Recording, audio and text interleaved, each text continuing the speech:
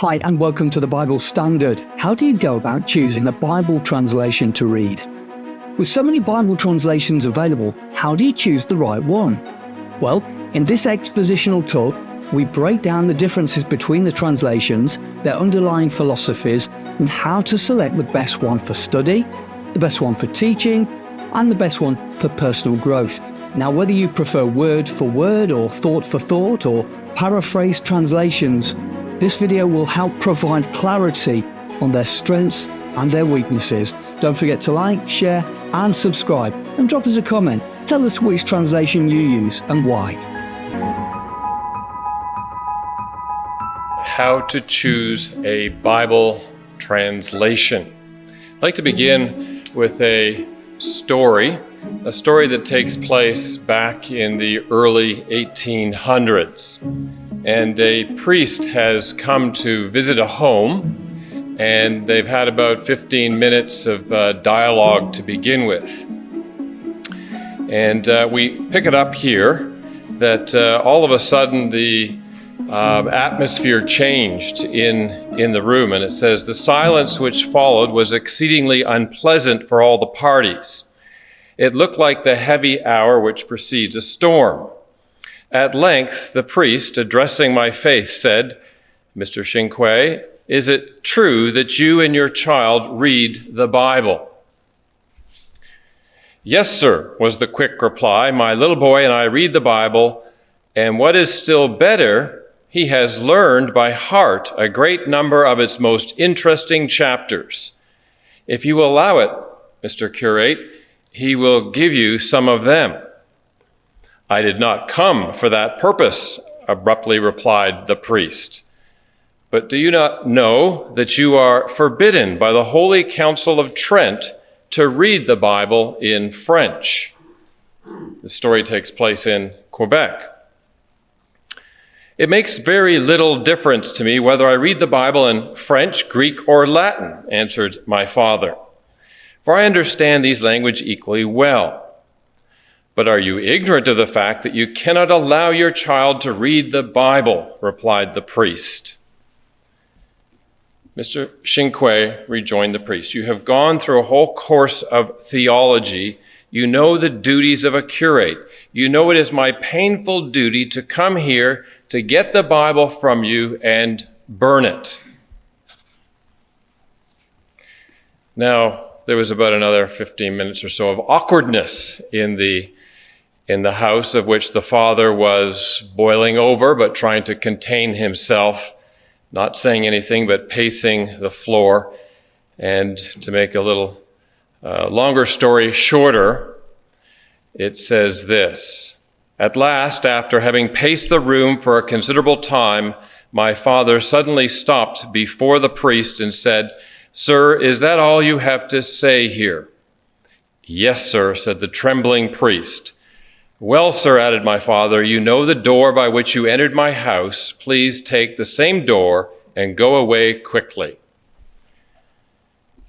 So we introduce you to this story because the Bible in times past has sometimes not been available, and sometimes it's not been appreciated. And even in religious circles, we've had that type of attitude towards reading the Bible. And so here we are today in a much more friendly situation with many Bibles and many translations and so much research and so much history and knowledge available to us. We can have this subject and choose a Bible amongst literally hundreds of translations. And if you consider the fact that there are many editions, there have been many updates, there are many, many hundreds of versions available to us today of the Bible, readily there for our reading and for our study and our contemplation. So tonight, we would like to take a look at the subject in this way. We first of all want to ask ourselves, why should we choose a Bible translation anyways? So we'll examine that just from the start to set the context for why would we be even having such a discussion. We'll look at the matter of the originals because, of course, the Bible was not written in English. It was written in other languages. It was written in Hebrew and Aramaic for what's called the Old Testament and Greek for the New Testament. We'll also talk about matters of translation because there are a whole number of considerations here. It's not always easy to translate from one language to another. There's always challenges. There's not 100% mapping in words or in structure and grammar and such like in this process of translation. We'll look at some examples where we'll compare some translations, and we'll finally wrap it up with trying to make some choices. And I'll let you know at least what I do. So why choose a Bible translation in the first place? Well, the first reason is this. We believe the Bible to be divinely authored. You know, if you pick up any other book, you really aren't probably going to be faced with that issue of, well, what translation of that particular book am I going to look at? But with the Bible, translation is very important because we're now talking about a book that originates with God. Holy men of God were moved by the Holy Spirit to write the things which they wrote. And so Paul says in 2 Timothy 3:16 that these are God-breathed words. We believe that, and that's why we believe the Bible is very precious to us and why we might have a subject like this tonight to discuss what translation we should use or how to choose a translation. Number two, it has information that relates to a greater and eternal existence. It's not just because it comes from an eternal being, but there is a message within here that can save us. There's a message in here about the kingdom of God, about righteousness, about peace, about things which pertain to something wonderful coming upon this earth. In a time when we can have this mortality and this corruptibility in our natures replaced with immortality and incorruptibility.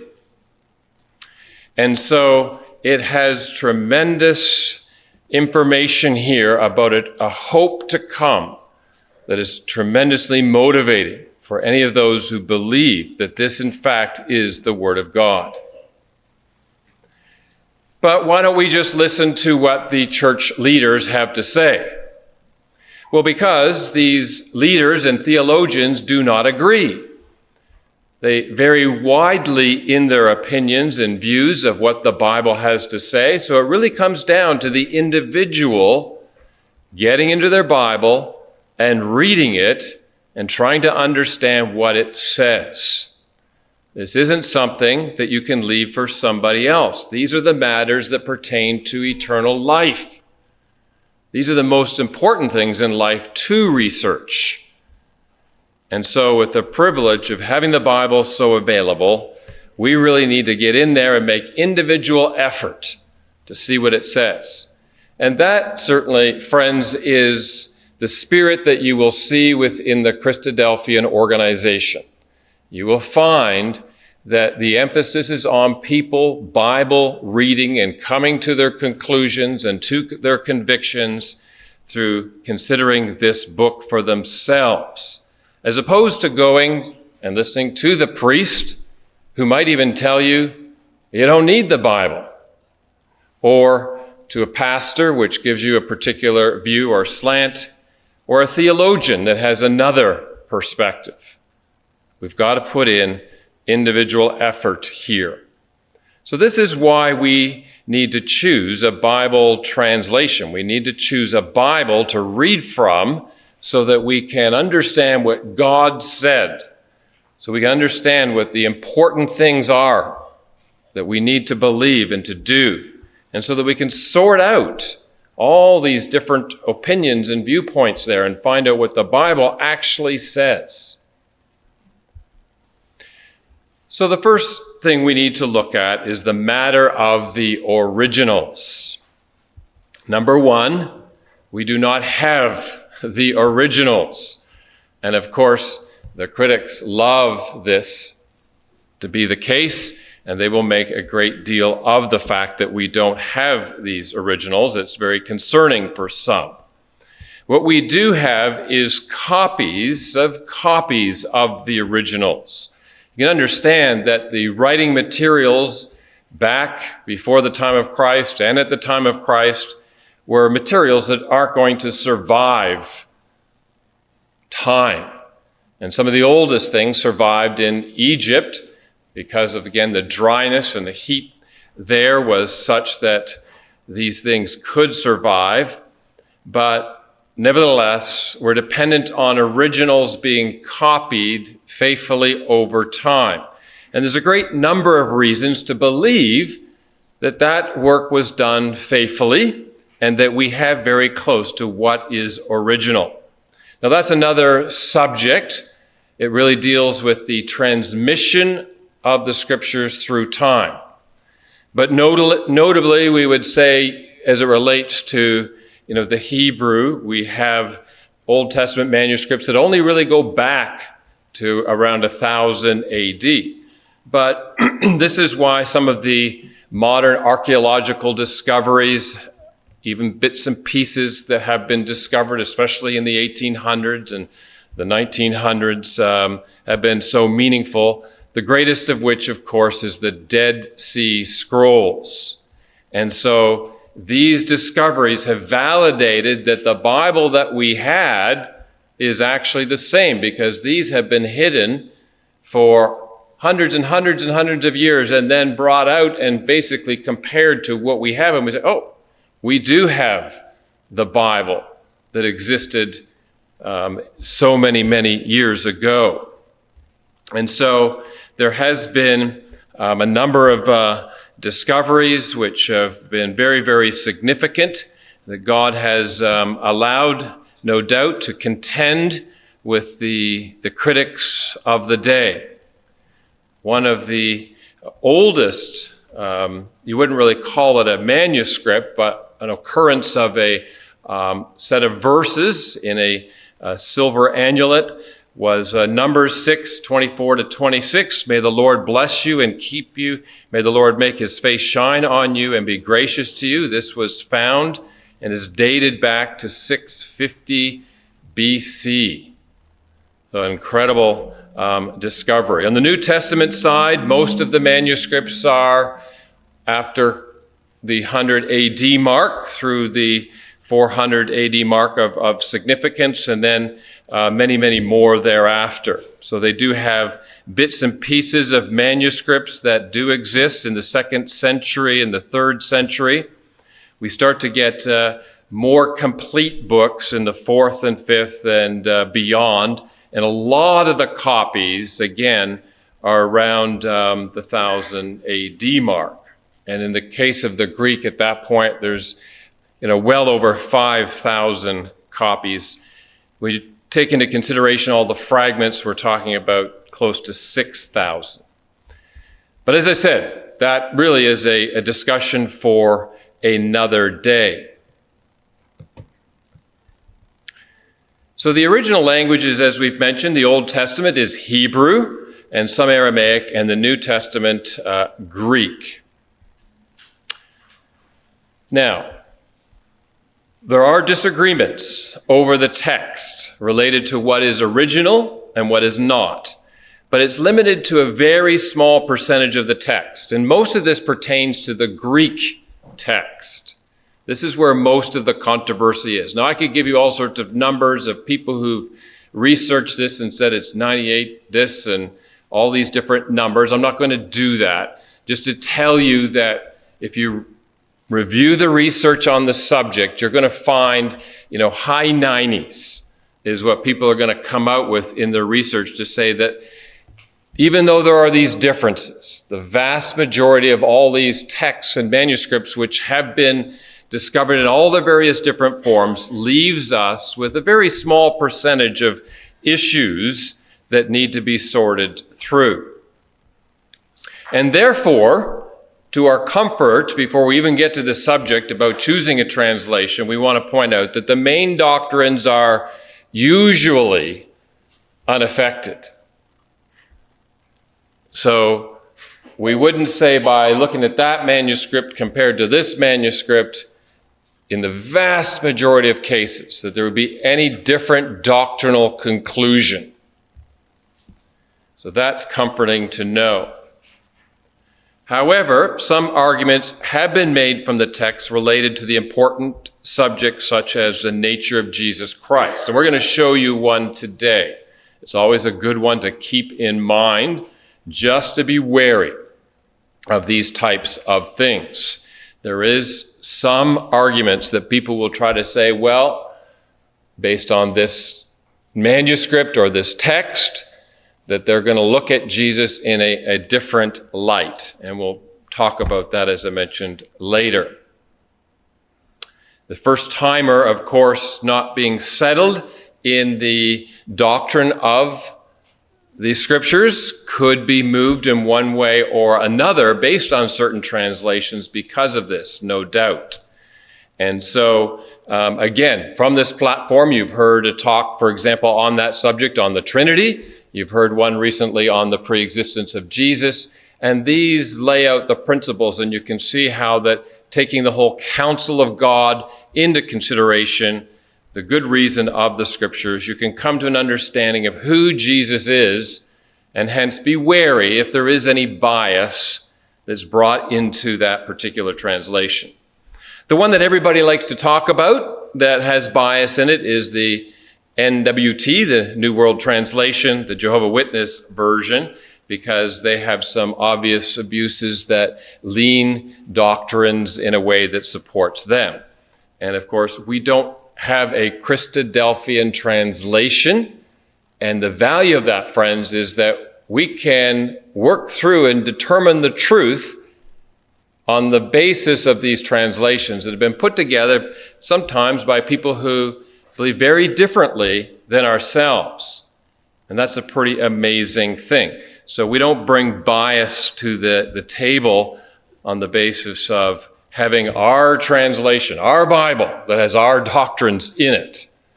We're using the scholarship and the Bibles which have been translated by others, and we're confident that with many of these better or good translations, the truth can be comfortably discovered therein.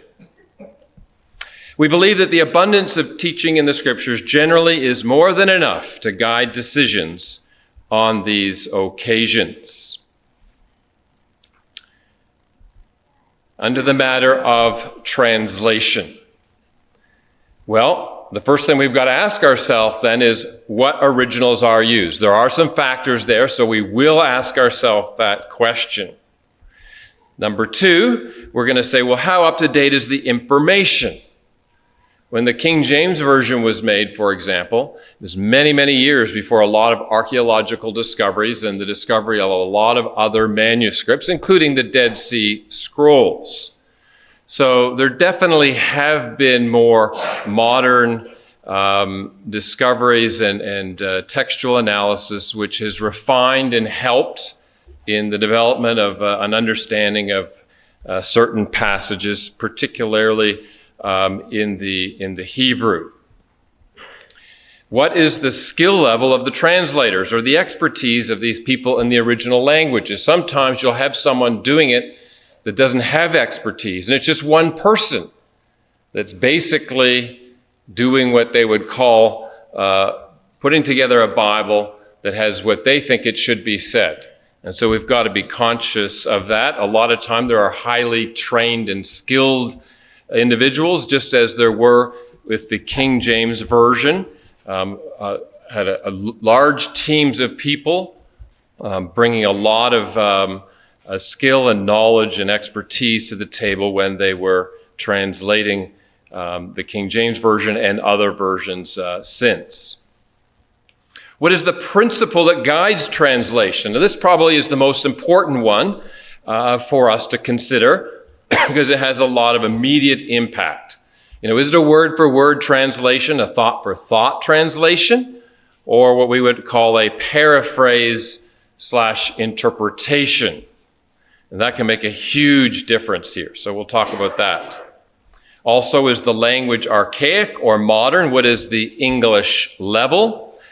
Incidentally, again, when you go and look online for all of the resources and material available on this subject, you will find some that'll say the King James Version is grade 12. Somebody even said grade 13, which hasn't been around for quite some time. But others have said it's grade 5 to 6. So, well, you'll find a lot of distinctions and differences out there. You've got to kind of understand that you're going to have to use your own common sense and reason through some of these things. There's certainly some general things that we'll be able to share with you in this class.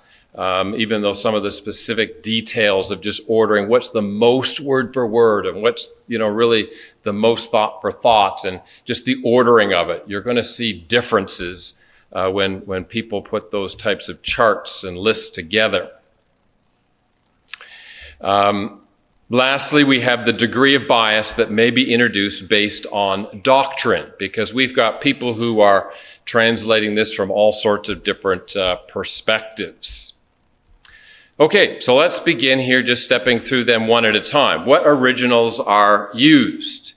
Now, if you're familiar with this subject already, you probably know most of what we are going to say today. If you are new to it, friend, then maybe these are some things that you want to take into consideration here and some terms that you might want to tuck away and just remember.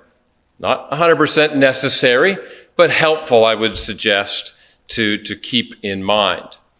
So again, with the New Testament issue, as we said, there's what's called the Textus Receptus. This is really the Greek manuscript behind the King James Version Bible. So when they came to do that, they had to assemble from what was available, the manuscript evidence that they had available at that time, a copy in Greek, of which they thought then they could translate it into English.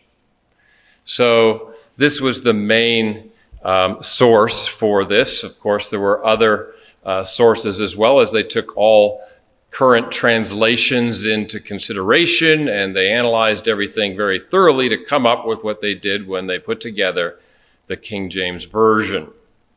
There's also what's called the majority text, sometimes also talked about as the Byzantine text. This is another term that's good to remember, is that the majority of all these Greek manuscripts that exist fall into that category. Now, my own experience in looking at these as I've studied various Bible passages is that you find most of the time the Textus Receptus matches the majority text. So it's comforting that all of those kind of are in the same slant. And you're talking now upwards of, I would say, 90% of the manuscript evidence, probably more, of the texts and manuscripts that are available here are in that particular vein. And that's set in contrast with what we're going to call the modern text. And so you might just keep in mind the Westcott and Hort.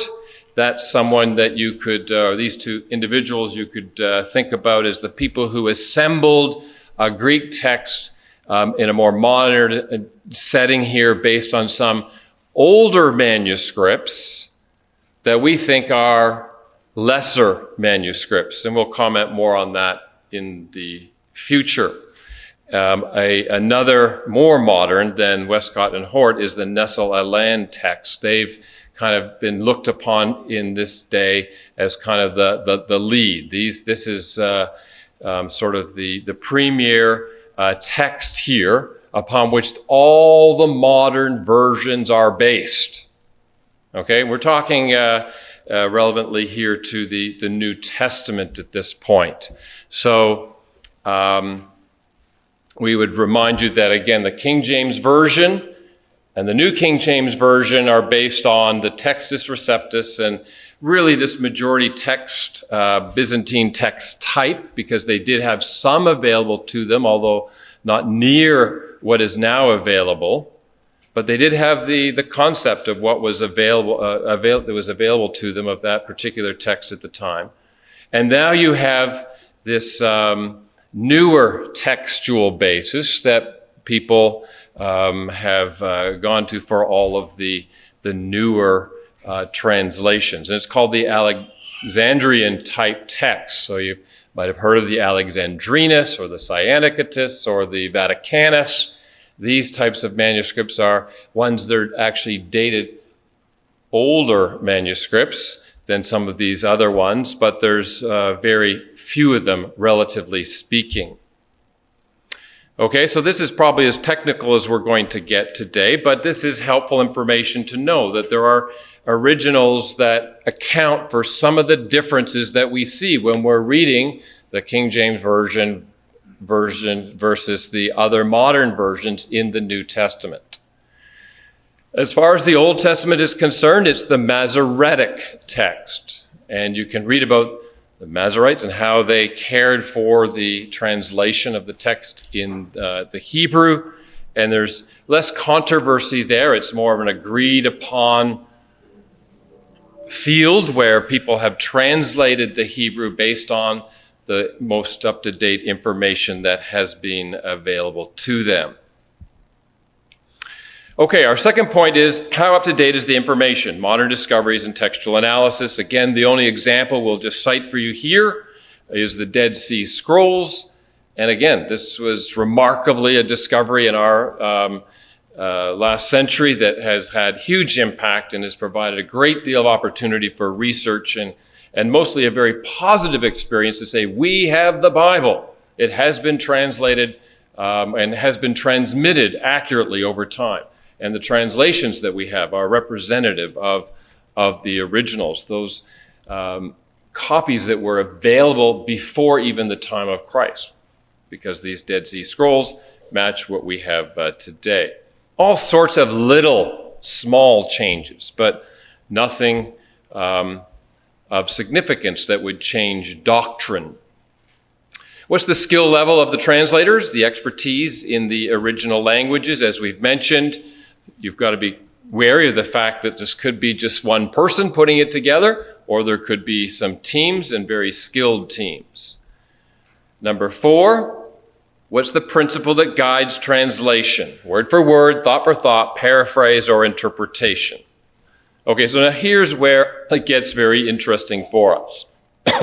Word for word, that's the idea of a more literal type translation. So when we think of the NASB or the King James Version, the New King James Version, the RSV, the Lexham English Bible, the ESV, and the Net Bible, these would all be considered, and by different people put in different orders, but they are considered to be more the word for word and less thought for thought, and definitely not looked upon as any kind of paraphrase or interpretation type version. So this is an important list. Now there are many, many more. I've just given you ones that I'm more familiar with myself and that might be standouts more generally amongst the lists that are presented for word translations. Thought for thought, just add a T on there. Sometimes when translations are done or transmissions are slight miscues, and there's one right there. It's a thought for thought dynamic version. The NIV, for example, is a version of that nature. And I mention the NIV because this is a very, very popular version in Christian circles. You talk about, what Bible is sold the most. The King James Version over history certainly has, but we are told that the NIV is what's been the most popular Bible in Christian circles. Another one is the New Living Bible. These would be thought for thought. So they look at what it means from a thought perspective. That's not necessarily a wrong thing. And they come up with a translation based on that as opposed to word for word. And lastly, we've got paraphrases, or that which would be called very interpretive. And here we've got the Living Bible and the Message Bible as examples here. Now, these aren't Bibles I'm recommending at this stage. I'm giving you examples of Bibles that fall into various categories. The language used, archaic or modern, and the English level. As I've mentioned to you, there are various reports as to the grade level of the King James Version Bible. And a lot of people at this stage are saying that it's something that is a higher level grade requirement than a lot of the modern translations. And certainly there are words that are no longer in existence, quite a number. There's also quite a number of words that have changed in meaning in the King James Version. And so if you haven't grown up with that and you're not wary of that and used to it, then that can be a challenge. But others have done their analysis and said that the word selections in the translation related to the number of syllables used in words is such that, in fact, the King James Version is actually easier to read, bar those particular, with the exception of those particular matters I've already pointed out to you. So we would point out that just as not related just to the King James Version particularly, but just generally, just because something is easier to understand does not equate to better understanding. Because it could be easier to understand what the translators have tried to convey, but this might not be closer to the original intent. So you can say, oh, I can read this version, I know exactly what it means, but it might not mean what the original was. And so you want to be as close to it if you're serious about knowing what God originally said and trying to understand what God said from being as close as possible to those words and not just falling into the habit of accepting some interpretation. And by the way, this is the same issue with, lexicons. As you get on from basic word meanings, you get ultimately into interpretation. And the farther you go into lexicons, you'll find the same kind of a thing. And you can see, it's very easy to understand, and this is the way they're explaining it. But if you go too far into it, they could be getting off into areas where they're bringing in their interpretation. So it's just a general warning in the selection of our translation. The degree of bias that may be introduced based on doctrine is our 6th point here. And so we note that when we look at translations, they can come from Protestant groups, from evangelical groups, from Anglican, Lutheran, ecumenical, Presbyterian, Catholic, Jehovah's Witnesses, Jewish, or secular. You got all sorts of different biases that are potential there for people in their translations. Notice there was a group called Ecclesia, and they produced the Voice, and a group called Koinonia, and they produced the Cotton Patch Gospel. Some really interesting ones. But again, a lot of different perspectives. Now I'm going to show you a couple of charts here. You do not need to be able to read these. You're just going to get the concept because I've copied these on and, excuse me, they don't show up that well here. But I just want to be able to give you the concept of what people do, and they do a lot of it. And I'd recommend if you're looking at these to try to work through translations and just where they sit, that you definitely look at a few from different perspectives because you'll see some different orderings. But generally, you're going to find them in a general agreement as opposed to very, very specific agreement. So this first one, again, probably pretty faded for you, but you can see on this side, readable. This is not how readable this chart is. This is how readable the Bible is on grade level language. And then down the bottom, literal, from the most dynamic, just kind of, paraphrase, thought through to formal. And so you can see this particular one was in relation to this version, the CSB, kind of saying this is optimal in relation to reading level and literal. But you can see where they have the King James Version here.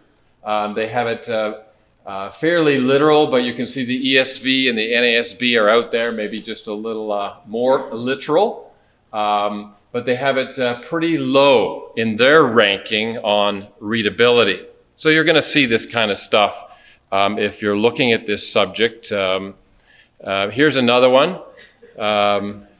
Don't quickly digest all of this, but I will just point out to you that they've listed all these versions here, and there's another page of them. What's interesting with this particular one is, again, they give the grade level, they give the year, but they also give the source related to what we talked about. So you can see, if you can read, for example, that very first one, Masoretic text and Textus Receptus. Okay, so they are saying that these are sources for this particular version, and the affiliation, Protestant. So it's interesting to look at this, but I would say, again, anything that you're going to stand by, you're going to want to verify by 2 or 3 resources at least.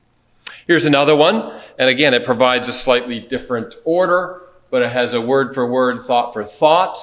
And you'll notice that neither this one or the other chart that we gave you takes into consideration the originals. The listed chart does, but the diagram versions don't. They're just talking about, here, word for word to thought to thought. The other one was grade level through readability, but nobody's talking about the originals. And you'll find that most people today assume the Westcott Hort, Nessala Land background Greek text for modern versions.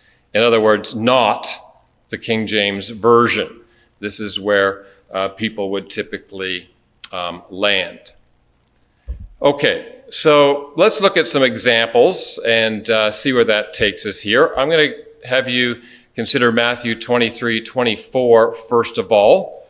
And this is a familiar Bible passage which says, "Who strain out a gnat but swallow a camel?" Now that's in the King James Version, and I think it's very intelligible in the King James Version as it is. The New Living Translation says, "You strain your water so you won't accidentally swallow a gnat, but you swallow a camel." So again, NLT is thought to be a thought by thought translation, whereas the King James Version is typically seen as a more literal word-for-word translation. As we move on to the NIV, we have now another thought translation, and it says, "They focus on small details but ignore major problems." Okay?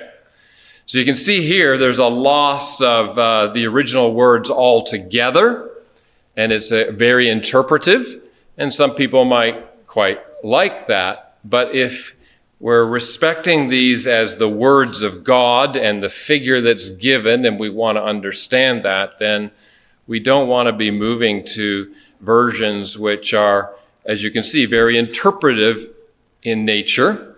Although quite often when we're expounding these words, it would be typical of someone to say when they were expounding the King James Version of "who strained out a gnat and swallowed a camel," they might say, well, these are people who focus on small details but ignore major problems, right?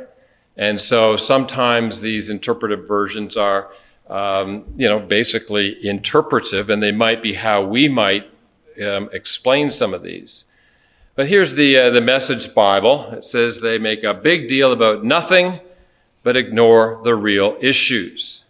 And so you can just kind of get a bit of a feel for where these versions go.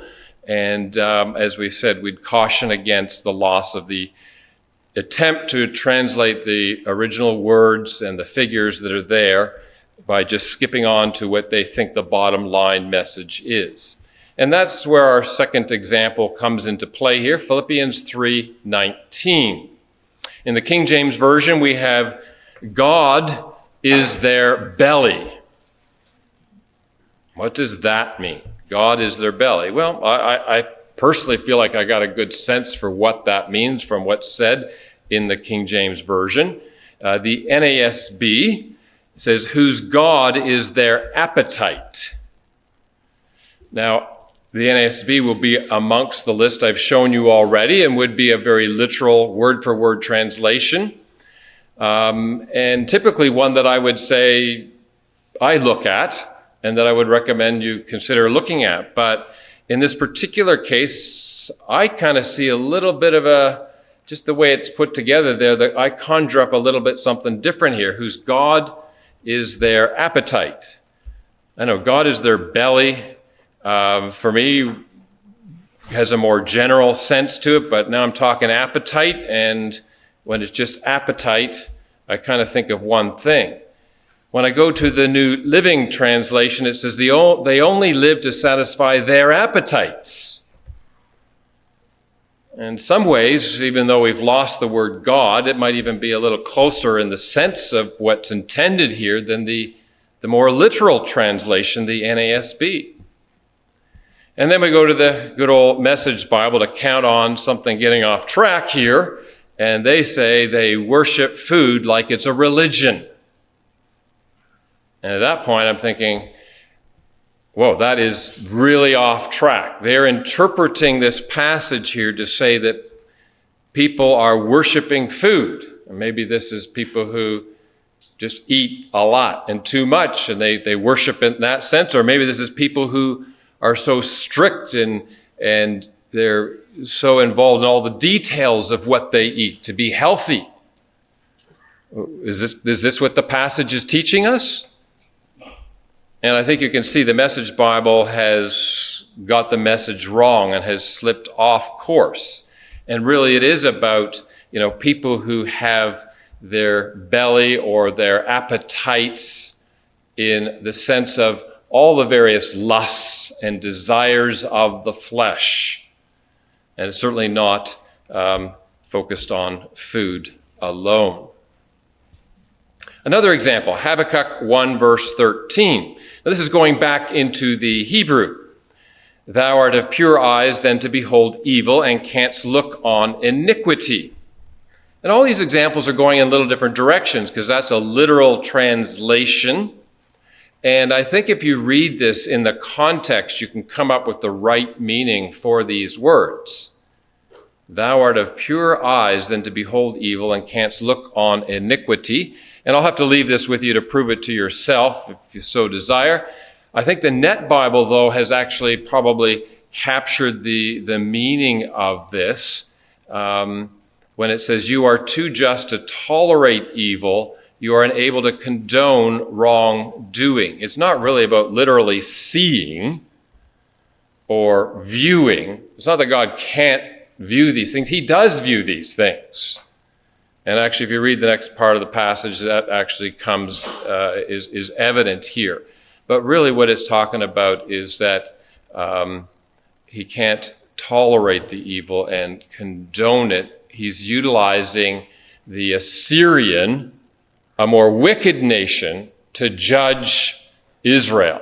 And that's the complaint of the prophet here. How can you, work with this people who are so evil and are wrong to bring them against us in judgment? And the Message Bible says, but you can't be serious. You can't condone evil. And I think at that point we just say, well, it just seems a bit irreverent, a little just like out there in terms of a suggestion here for translating this section of the Bible. The first part of this doesn't seem to match in any way, shape, or form the words that are actually there in the Bible. So here's a case where I think you've got the King James Version. It's very literal, and it's a helpful thing to have that because then we've got to think about what it means. And remembering that the Hebrew is very literal. The words are all literal. And to think of abstract terms, you need to be able to extend it out and understand how the Hebrew is being used. And in this case, something like the Net Bible helps you get the sense of what might be being talked about here. And so this is a case where you could be using multiple versions to help yourself in your Bible study. The last example here is in John 1:18, and this is an important one to always point out because Here's where we have an example of this is not about translation. This is about the original. And so in the King James Version, we have the only begotten Son in John 1:18. But in the ESV, we have the only God. In the Net Bible, we have the only one himself, God.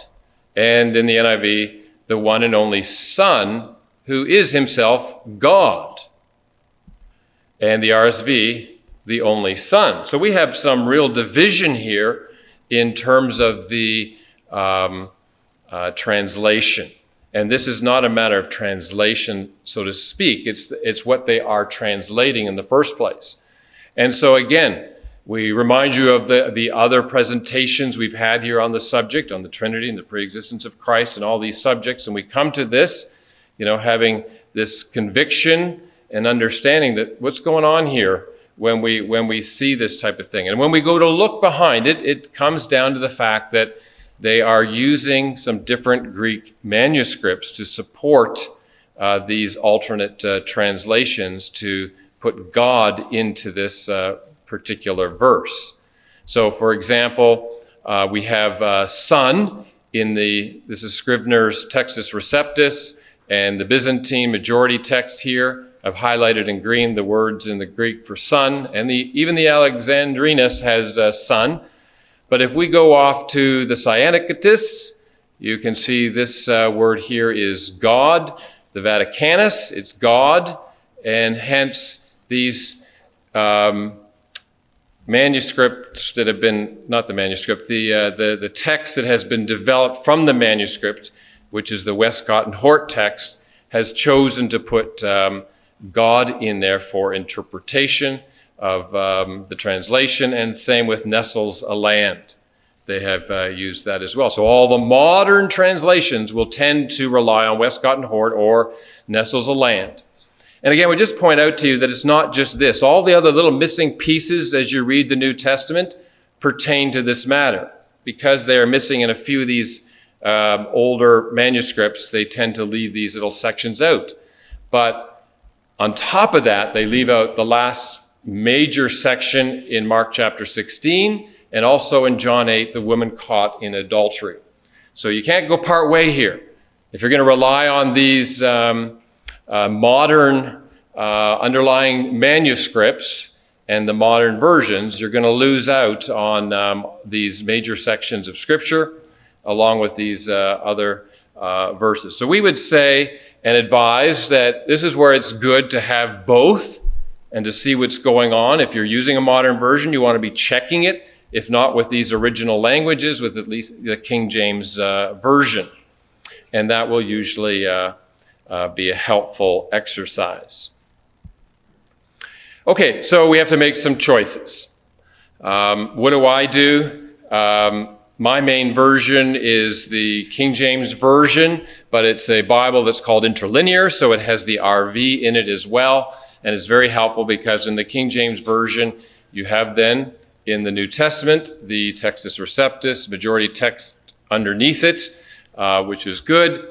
And the RV usually provides those many of those changes that pertain to these other manuscripts and more modern finds. But having said that, for me, it's just a matter of seeing a bit of a range there, which I think is very helpful. A lot of people are only going to be looking at one text at a time.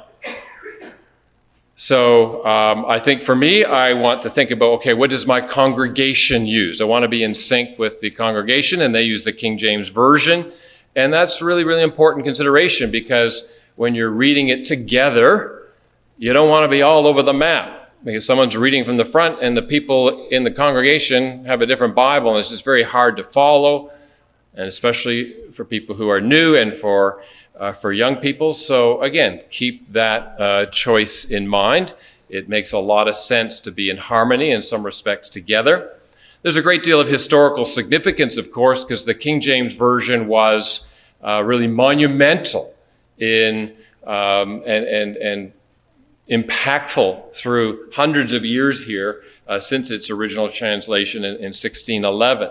There's been different versions of it since, but it's even because of what it meant and what it has done and how it's impacted society. It's something that's historically significant and a factor in my wanting to keep it.